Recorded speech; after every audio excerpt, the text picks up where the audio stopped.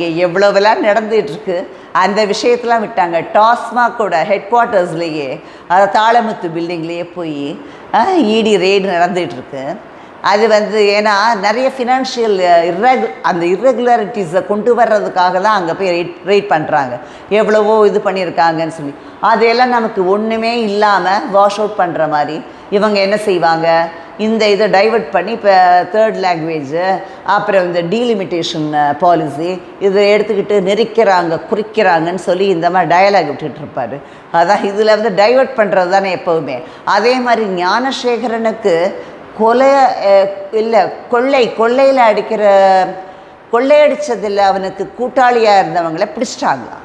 But அந்த பொண்ணு கொடுத்த ஒரு சாருக்கு கூப்பிட்டாரு அவருன்னு சொன்ன அந்த சாரை பிடிக்க முடியலையா கொள்ளைக்கெல்லாம். அப்போ 4 வருஷமாக அவன் கொள்ளையடிச்சிட்டு இருந்ததெல்லாம் இவங்களுக்கு தெரியலையா போலீஸ்க்கு.